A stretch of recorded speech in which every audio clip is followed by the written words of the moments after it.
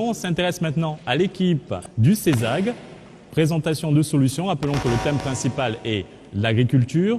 Quelle est la problématique sur le thème de l'agriculture que vous avez choisi? Quelles solutions pour contribuer à la réduction du déficit de production agricole? CESAG, vous avez 6 minutes pour nous convaincre et n'oubliez pas, ensemble, c'est à vous.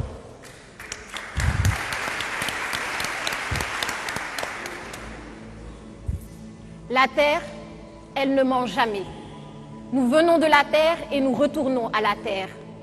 Tout porte à croire que la terre est cet élément dont l'homme ne pourra jamais se défaire.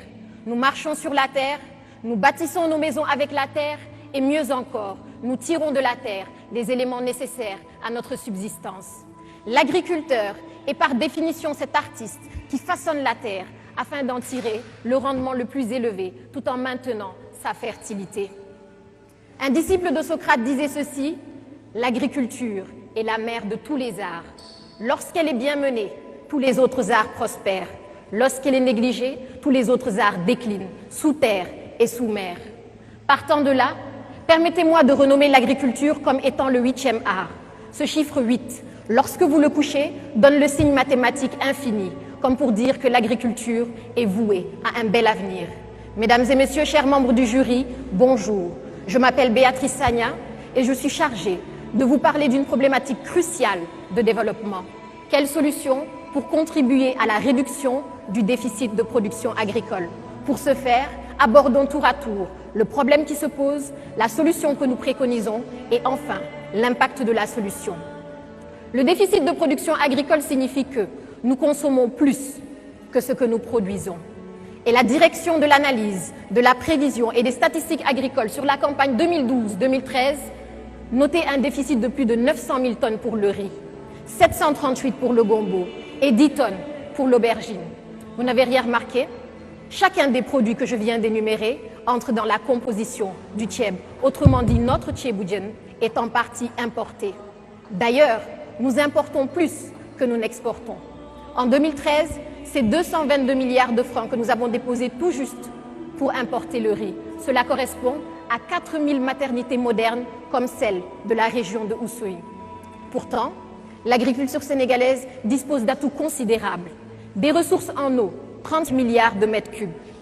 3 800 000 hectares de terres cultivables, correspondant à 5 322 219 terrains de football aux normes de la FIFA.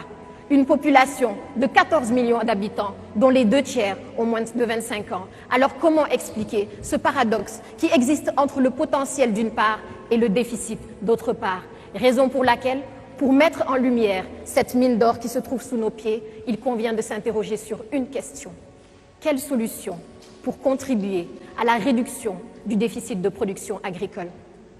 De l'indépendance à nos jours, l'agriculture a connu la création de sociétés comme la SAED, la Sonacos devenue Sunéor avec les socialistes, de plans et programmes comme le REVA, la Goana avec le président Wade, PRACAS avec le président Macky Sall. Et si chacune des actions entreprises a permis de réduire ce déficit, il convient d'être encore plus percutant. Mais comment? Les experts de l'agrobusiness et de l'agronomie s'accordent à dire qu'il y a 5 facteurs clés de succès pour une agriculture productive. L'eau, la terre, une main-d'œuvre qualifiée, la mécanisation et le financement. Notre solution englobe ces 5 axes et se veut inclusive. C'est pourquoi nous avons opté pour les domaines agricoles communautaires comme solution pour réduire le déficit. Mais les DAC, c'est quoi?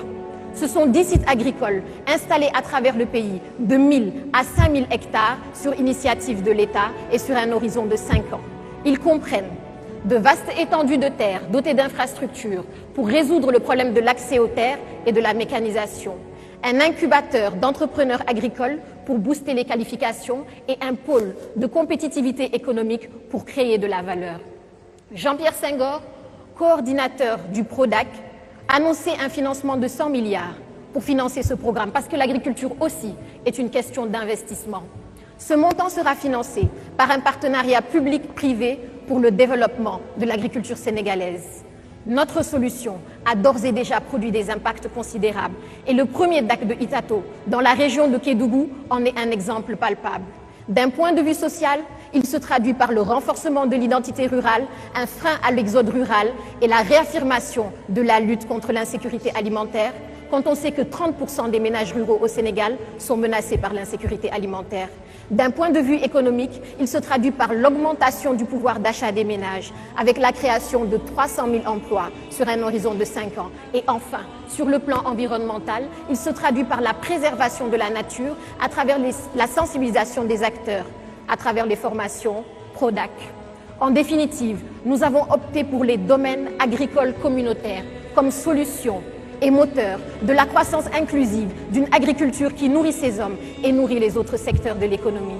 Mesdames et messieurs, ces dernières semaines, nos déplacements de l'entreprise agricole Tropicasem aux fermes de Bayard ont suscité en moi la vocation d'appartenir au ballet de l'agriculture. Et si ce ballet est assimilable à une chanson, alors je laisserai tout dans la chanson.